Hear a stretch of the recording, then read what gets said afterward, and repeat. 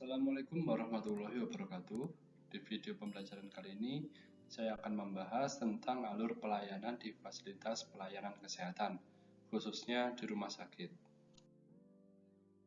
Adapun yang menjadi topik bahasan di video pembelajaran kali ini, yang pertama adalah definisi alur pelayanannya, kemudian yang kedua adalah alur pelayanan pasien umum rawat jalan, dan yang ketiga adalah alur pasien BPJS rawat jalan. Pertama adalah definisi alur pelayanan. Alur itu didefinisikan sebagai suatu proses menampilkan langkah-langkah beserta urutannya. Jadi dari definisi tersebut, maka alur pelayanan ini adalah suatu urutan proses pelayanan pasien sejak pasien tersebut mendaftar, diperiksa, sampai dengan meninggalkan tempat pelayanan dan mendapatkan tindak lanjut di rumah jika diperlukan sesuai kebutuhan pasien berdasarkan ketentuan yang berlaku. Jadi kalau kita ke rumah sakit, dari kita mendaftar, kemudian pelayanan sampai kita pulang, itu disebut dengan alur pelayanan.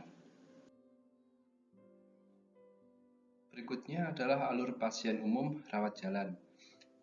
Yang pertama, pasien menuju petugas untuk mendapatkan nomor antrian. Pasien yang datang tersebut bisa karena kemauan sendiri atau rujukan dari rumah sakit lain, rujukan dari dokter praktek, dari puskesmas, ataupun fasiankes yang lainnya. Kemudian, pasien tersebut menuju mesin antrian dan mengambil antrian pendaftaran. Selanjutnya, pasien melakukan pendaftaran dengan identifikasi petugas mengenai data pasien. Apakah pasien tersebut pasien baru dan pasien lama, karena alurnya sedikit berbeda. Nah, untuk pasien baru, petugas akan meminta pasien atau keluarga pasien untuk mengisi formulir pendaftaran. Formulir pendaftaran pasien baru akan dicek petugas dengan identitas yang lainnya, bisa dengan KTP, SIM, paspor, ataupun yang lainnya, yang pada umumnya biasanya kita pakai KTP. Ketika petugas meregistrasikan pasien, pasien sekaligus juga akan diminta untuk mengisikan general concern. Setelah proses registrasi selesai, pasien baru tersebut akan mendapatkan nomor rekam medis, kartu berobat, dan juga dokumen rincian pembayaran. Nah, apabila sudah mendapatkan dokumen rincian pembayaran, maka selanjutnya pasien tersebut akan menuju ke loket pembayaran untuk menyelesaikan proses administrasi untuk membayar biaya pelayanannya. Apabila pembayarannya sudah dilakukan, maka pasien tersebut selanjutnya menuju poli atau klinik yang dituju untuk mendapatkan pelayanan dari dokter. Nah, setelah mendapatkan pelayanan dari dokter, ada beberapa kemungkinan.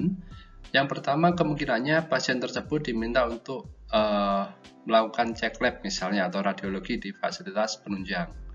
Apabila tidak ada tindakan, bisa juga dia akan mengambil obat di bagian farmasinya. Atau kalau tidak ada, dia akan langsung pulang atau kemungkinan terakhir, dia akan dirawat inap. Jadi ini gambaran untuk pasien baru. Nah, untuk pasien lama bagaimana? Ada sedikit perbedaannya. Untuk pasien lama, di loket pendaftaran ini, pasien perlu untuk menunjukkan kartu berobat. Ya, karena kan pasien lama berarti datanya sudah ada dan juga sudah punya kartu berobat sehingga perlu untuk menunjukkan kartu berobat. Kemudian dia juga perlu untuk mengisi general concern.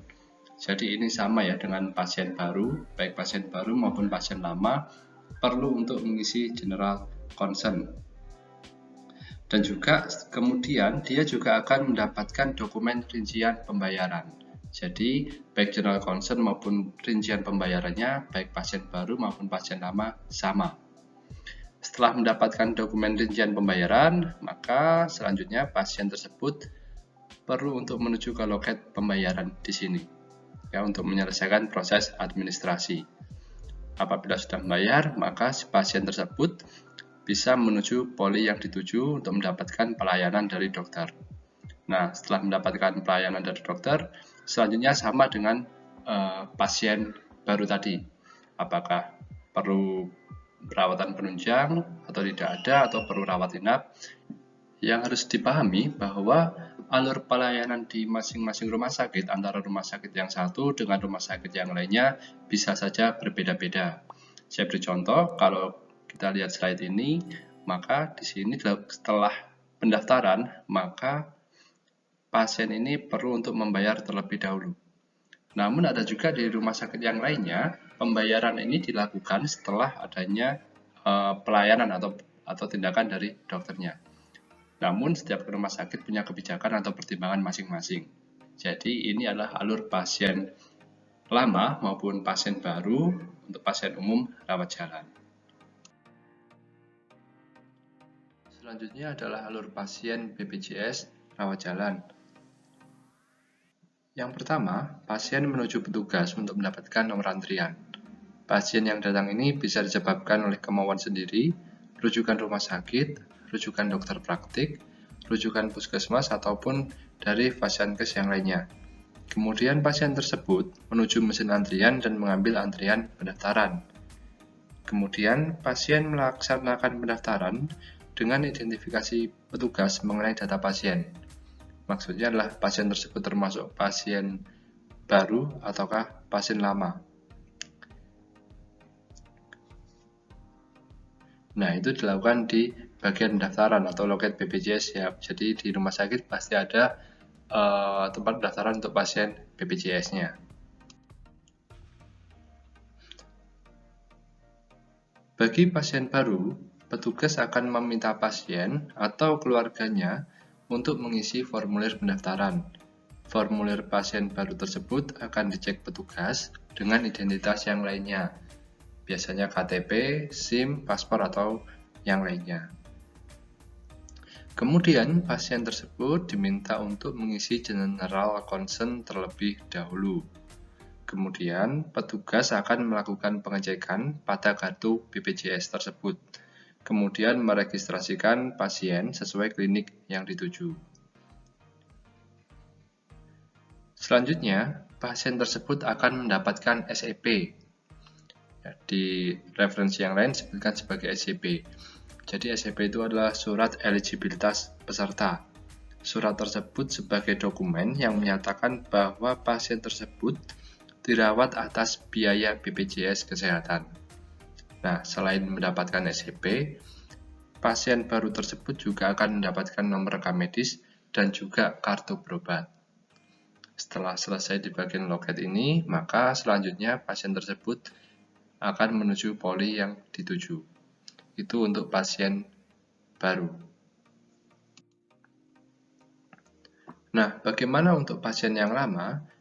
Pasien lama tersebut perlu untuk menunjukkan kartu berobat, kartu BPJS, KTP, dan kartu rujukan bila ada, yang kemudian akan dicek oleh petugas. Dan kemudian pasien tersebut juga diminta untuk mengisi general concern terlebih dahulu. Jadi baik pasien lama maupun pasien baru sama-sama diminta untuk mengisi general concern. Kemudian pasien lama akan mendapatkan SEP juga, surat eligibilitas peserta, yang menyatakan bahwa pasien tersebut dirawat dengan menggunakan biaya BPJS Kesehatan. Nah, inilah yang membedakan antara pasien lama dan pasien baru. Kalau pasien lama, dia hanya akan mendapatkan SEP saja, karena dia sudah punya nomor rekam medis dan juga kartu berobat. Sedangkan untuk pasien baru, maka dia akan mendapatkan SEP, nomor rekam medis, dan juga kartu berobat. Kemudian setelah selesai di loket ini, maka selanjutnya pasien tersebut menuju klinik yang dituju sesuai dengan pendaftarannya. Setelah melalui pemeriksaan, pelayanan, dan juga konsultasi dengan dokter, maka pelayanan lanjutan pada pasien ini dapat berupa yang pertama, jika pasien mendapat pengantar untuk pemeriksaan penunjang, pasien menuju ke instalasi pemeriksaan penunjang dengan membawa surat pengantar dari dokter. Yang kedua, jika pasien dirujuk keluar, dokter akan membuat surat pengantar rujukan. Yang ketiga, jika pasien dikonsulkan ke spesialis yang lain, dokter akan membuat surat konsultasi. Untuk pendaftaran di klinik spesialis lainnya, bisa dilakukan di hari tersebut atau sesuai dengan jadwal dokter spesialis. Yang keempat, jika pasien dirawat, maka mengikuti alur pasien masuk rawat. Kurang lebih itu alur pasien BPJS untuk rawat jalan. Kemudian untuk tugasnya, yang pertama, jelaskan alur pelayanan pasien rawat inap, disertai dengan bagan dan narasi penjelasannya. Yang kedua, jelaskan alur pelayanan pasien gawat darurat, disertai dengan bagan dan narasi penjelasannya. Untuk teknis pengumpulan tugas, silakan dicek di kolom deskripsi video ini. Kurang lebih ini saja video pembelajaran kali ini, semoga bermanfaat. Assalamualaikum warahmatullahi wabarakatuh.